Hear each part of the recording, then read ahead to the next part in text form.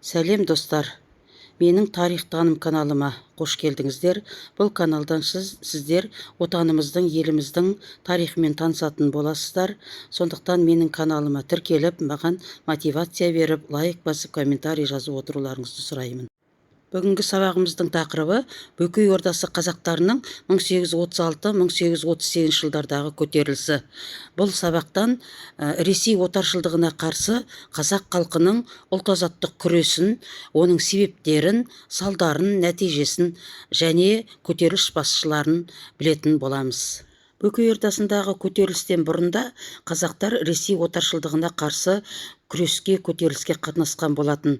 Яғни естеріңізге түсірсеңіздер, кіші жүз қазақтары Емельян Пугачев басқарған көтеріліске қатысты 1773 және 75 жылдардағы, сондай-ақ Сырым Датұлы басқарған көтеріліске 1783 және 1797 жылғы көтерілістерге қатынасты. 1836-1838 жылдардағы Бөкей хандығындағы көтерілістің шығу себептеріне тоқталатын болсақ, біріншісі жер тапшылығы.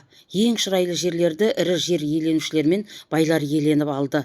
Яғни бұны тарқатып айтатын болсақ, біріншіден Жәңгір хан, оның төңірегіндегілер ең шырайлы жерлерді иеленіп алды.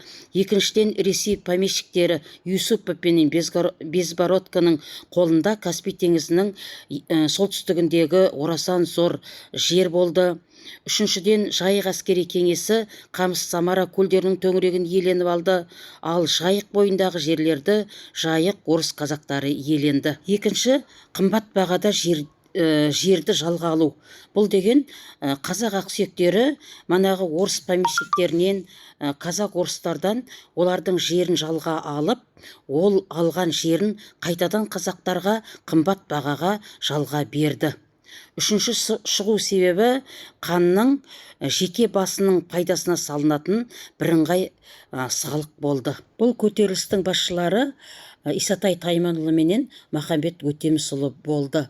Исатай Тайманұлы осы ұлт-азаттық көтерілістің саяси жетекшісі болды және Беріш руының старшыны болды, ірі тұлға, сондай-ақ халық батыры, өз қандастарының арасында зор беделмен сый құрметке бөленген жан болды. Ал Исатай Тайманұлының ең жақын серігі Махамбет Өтемісұлы, бұл да күрескер. Бұл ұлт-азаттық күрестің рухани жыршысы болды, ақын, сазгер, сондай-ақ көзі ашық, көкірегі ояу болды. Орыс жазушы әрі этнографы Далменен жақсы таныс болды. Бірнеше тілдерді араб, татар және орыс тілдерін жақсы меңгерді.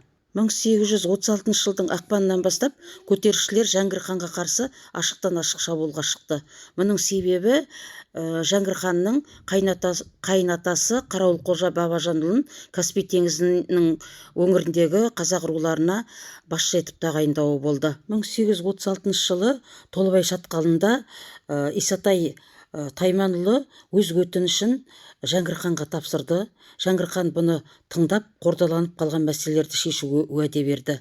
Бірақ Жәңгір хан уәдесінде тұрған жоқ, қайта Қарауылқожа Бабажанұлына көтеріліс басшыларын тұтқындауға тапсырма берді. Ал Исатай батыр 1836 жылдың күзінде қазақ ауылдарын аралап, оларға қан озбырлығына шек қою, Қарауылқожа Бабажановты биліктен тайдыру, ханның жарлықтарын орындамау және сондай-ақ жер мәселесіндегі патша үкіметінің отаршылдық саясатын өзгертуге шақырды.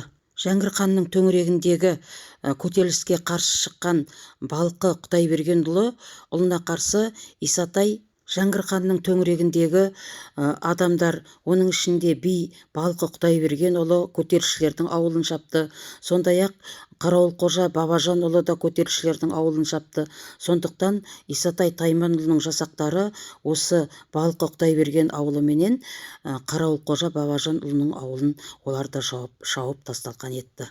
1837 жылы Исатай Тайманұлы басқарған көтерілісшілер Жасқұстағы хан ордасын қоршауға алды. Бұл кезде көтерілісшілердің сапында 2000-нан астам адам болды. Сондай-ақ Жәңгір ханның ордасына петиция, талап арыздар тапсырылды және осы талап арыздарды орындау үшін уақыт берді. Жәңгір ханның талап арызды орындау үшін уақыт сұрауының мақсаты көтерілісшілерді басу үшін Орынбордан әскери казактарды алдыру, яғни жазалаушы отрядты алдыру болды. Ал Исатай батыр болса, қыс түсіп жайықтың мұзы қатқан кезде сол жақ жағалауына өтіп кету үшін уақыттан ұтуды ойластырды. Исатай батырдың осы қан ордасын шаппай кейіннен өкінгендігі үшін Махамбет Исатай болып шығарған, Махамбеттің Исатай атынан шығарған өлеңі.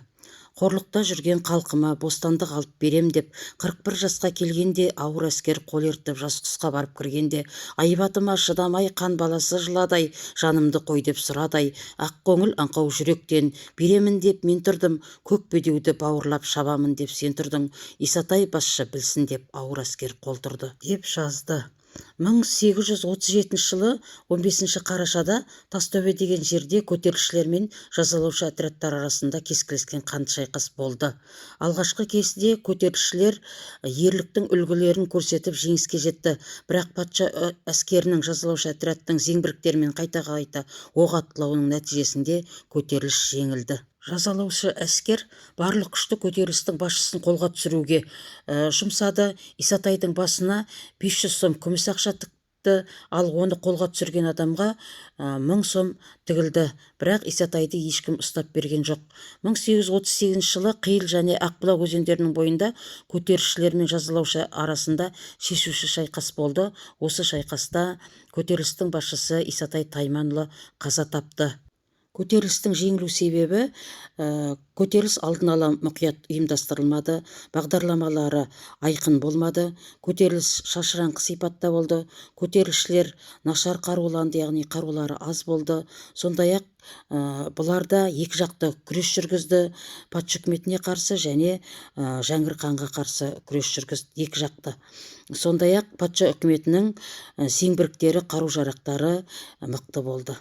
Көтерілістің рухани көсемі Махамбет Өтемісұлы көтеріліс жеңілгеннен кейін ел арасында бой тасалап жүрді, бірақ 1846 жылы Баймағамбет Айшуақовтың қудалауының нәтижесінде Хорунжий Ықылас Төлеков деген адамның қолынан қаза тапты. Көтерілістің тарихи маңызы болды. Атап айтқанда, халықтан алынатын алым-салық төлемі едәуір жеңілдетілді және патша үкіметі старшындардың пікіріменен санасу керектігін түсінді. Достар, мен сіздерге Бөкей Ордасындағы көтерілісті қысқаша баяндадым. Сондықтан сіздер менің каналыма тіркеліп, тегін білім алыңыздар. Видео ұнаса лайк басыңыздар, комментарий жіберіңіздер, от жіберіңіздер, сондай-ақ өздеріңіздің достарыңызға таратыңыздар. Сау болыңыздар.